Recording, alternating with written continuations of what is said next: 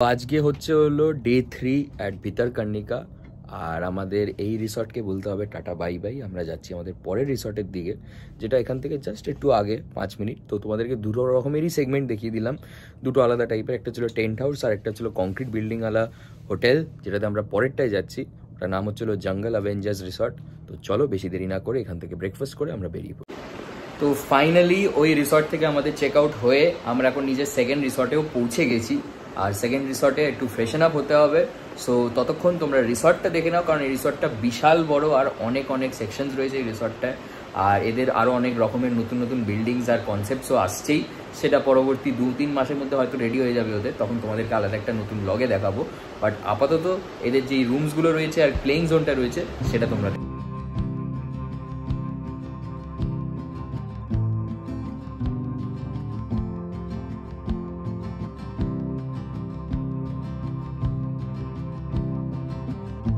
ফ্রেশন up হয়ে চলে এসেছি রেস্টুরেন্ট এরিয়াতে খাবো বলে। নানা রকমের খাবারের আয়োজন হয়েছে, দেখা যাক এখানে খাবারের টেস্ট। তো আজকে ভিতরকনিকার যে ইকো রিসর্ট অ্যাভেঞ্জার্স রিসর্ট সেখানে চলে এসেছি। আর এখানে খাবারের আয়োজন তোমরা দেখতেই পাচ্ছ, নানা রকমের মাছ, নানা রকমের মাংসের আইটেম বানানো হয়েছে। প্রথমেই বলে দিই, এটা হচ্ছে হলো রুই মাছের একটা ঝাল, যেটা বানিয়েছে ওরা। বেশ বড় সাইজের একটা রুই মাছ, তার সাথে আলু। তারপরে যেটা তুমি পাচ্ছ সেটা হচ্ছে হলো 3 পিস চিকেন, তার সাথে একটা আলু আর তার সাথে ঝোল। তার সাথে যেটা নিয়ে নিচ্ছি সেটা হচ্ছে হলো প্রনের একটা আইটেম। এই হচ্ছে হলো প্রনের সাইজ, দেখতে পাচ্ছ। আর তার সাথে রয়েছে মিক্স ভেজ এবং শেষ পাতের জন্য আমাদের রয়েছে রায়তা। চিকেন, প্রন এই সমস্ত সব কিছু তো রয়েছে, তার সাথে রয়েছে এত বড় সাইজের একটা ক্র্যাব। এই ক্র্যাবের প্রাইসিংটা আমার ডেসক্রিপশানে থাকবে, তোমরা যদি আসো নিশ্চয়ই ট্রাই করো। এবার এক এক করে খাবো, খেয়ে তোমাদেরকে বলবো ডিটেলসে। তো বাঙালিরা যেমন করে খায় আর কি। প্রথমেই নিয়ে নিলাম ডাল, তার সাথে যেটা আমি নিচ্ছি সেটা হচ্ছে হলো মিক্স ভেজ, ফুলকপি, আলু আর তার সাথে তোমার বিনস, এই সমস্ত সব কিছু দিয়েছে ওরা। তো খেয়ে দেখা যাক জিনিসটা কেমন।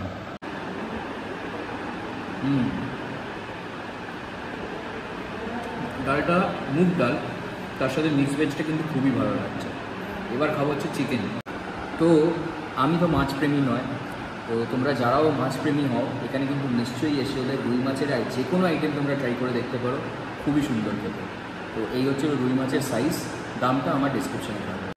তো এবার নিয়ে নিচ্ছি হচ্ছে চিকেনের ঝোল, 1 পিস আলু, 3 পিস চিকেন, তার সাথে বেশ ভালো রকম বাড়ির তৈরি যেমন হয় আর কি তেমন ঝোল।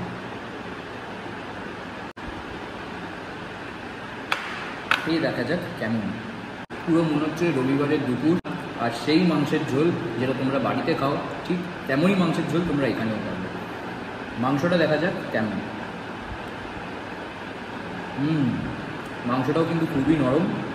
এবং বলে রাখি, তোমার বাটিতে বোঝা যাচ্ছিল না, কিন্তু বাটিতে কিন্তু তোমার মোটামুটি এরম সাইজের 5 পিস মাংস পাবে। তো একজনের জন্য যথেষ্ট। তবে যেই ক্র্যাবের ব্যাপারটা তোমাদেরকে বলছিলাম, এটা তো অবশ্যই তোমরা ভাত দিয়েও খেতে পারো, বাট তোমরা চাইলে এটা রাত্রি ডিনারে বেশি প্রেফার করবো আমি খেতে। সুতরাং এখন ক্র্যাবটা আমি খাচ্ছি না, তোমাদেরকে এখন আমি যেটা খেয়ে দেখাবো সেটা হচ্ছিল প্রনের গ্রেভিটা। তো প্রনের যেই আইটেমটার কথা তোমাদেরকে আমি বলছিলাম, সেখানে তোমরা এরম সাইজের কিন্তু 6 পিস প্রন পেয়ে যাবে। সুতরাং 1 পোর্শন নিলে দুজনে সাফিসিয়েন্ট।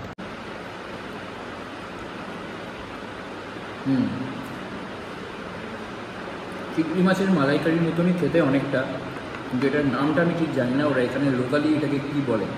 এটারও প্রাইস আমার ডিসক্রিপশনে থাকলো। এই প্রনের আইটেমটা নিশ্চয়ই ট্রাই করে দেখতে পারো, দুপুরবেলার খাবারের জন্য পারফেক্ট। আর যদি ক্র্যাবটা খেতে চাও তাহলে আমি সাজেস্ট করবো নয়তো ইভিনিংয়ে খাও, নয়তো রাত্রিবেলা খাও।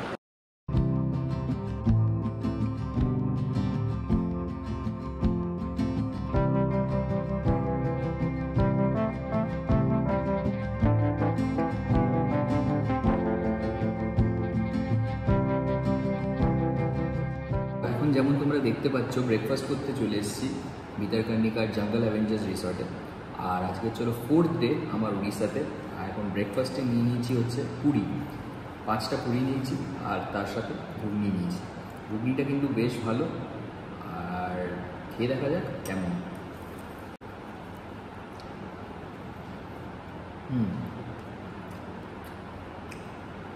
টেস্টে নো ডাউট খুবই ভালো, কিন্তু একটু নুন বেশি হলে ভালো হতো আর কি। তো এই ছিল আমার ব্রেকফাস্টের পর্ব, তার সাথে একটা মিষ্টি নিয়েছি, মিষ্টিটা খাবো আর তোমাদের সাথে শেয়ার করবো আজকে লাঞ্চের থটস এই রিসর্টে।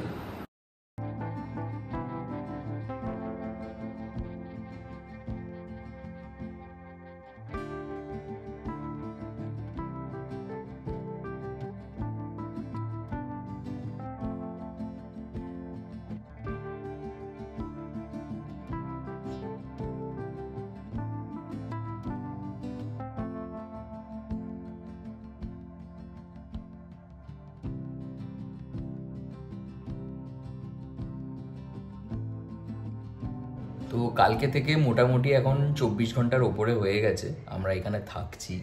আর এই ভিউটা তোমাদেরকে দেখানো হয়নি, খুবই সুন্দর একটা ভিউ, চারিদিকে মাঠ, চাষ হচ্ছে এখানে ইনফ্যাক্ট। আর তোমাদেরকে তো ব্রেকফাস্ট দেখিয়েই দিয়েছি। আর বোটিং একদম সেকেন্ড ডেতেই তোমাদেরকে দেখানো হয়ে গেছে। তো এখানে আর নতুন করে বোটিং কিছু দেখার নেই। বেসিক্যালি যা যা রিসর্টস এখানে রয়েছে সবাই মোটামুটি বোটিং সার্ভিসেসটা তোমাকে প্রোভাইড করবে। বাট আমি রেফার করবো তোমরা যদি জাঙ্গল অ্যাভেঞ্জার্সে আসো তাহলে নিশ্চয়ই আমার ডিসক্রিপশনটা আগে পড়ে নিও। ডিসক্রিপশন যে কীভাবে আসবে, কত টাকা লাগে আর কত টাকা করে স্টে, এই সমস্ত সব ডিটেলস পেয়ে যাবে। তো চলো এখন যাই লাঞ্চ করতে।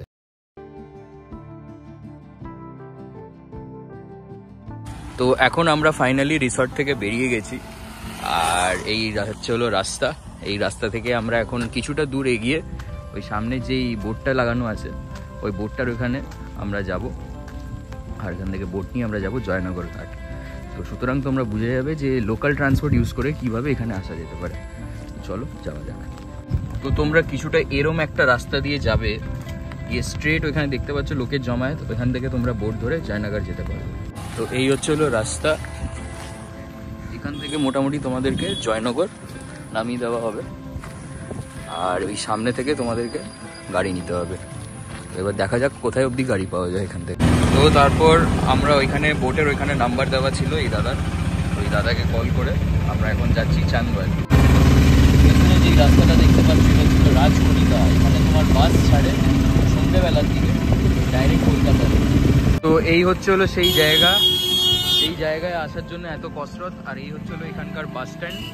তো এবার এখান থেকে দেখি ভদ্রকের বাস পাওয়া যায়। তো 60 টাকার বাস, 70 টাকার বাস, যেটাকে আমরা ভদ্রক রেলওয়ে স্টেশন যাচ্ছি। বেশ ভালো আর কমফোর্টেবল ব্যাপারটা, উপরে আমাদের লাগেজ রাখা। তো এখন ফাইনালি অনেক কিছু করার পর আমরা পৌঁছে গেছি হচ্ছে ভদ্রক স্টেশন। আর আমাদের ট্রেন হচ্ছে 6 থেকে 7 ঘন্টা লেট। তো এখন অপেক্ষা করতে হবে, ট্রেন এলে তোমাদেরকে ডিটেলস দেবো। IRCTC থেকে বলিহারি, এখন বাজে 7:30। আমার ট্রেন ছিল হচ্ছে এই যে এই ট্রেন যেটা আছে তোমরা দেখতে পাচ্ছ না, 12864। এই আমার ট্রেন, জীবনেও কিন্তু বুক করতে যাও না, এই ট্রেন বিশাল ভুগবে। এখন অবধি ট্রেনই আসেনি, এখন এতক্ষণ পর অ্যানাউন্স হলো ট্রেন আসছে।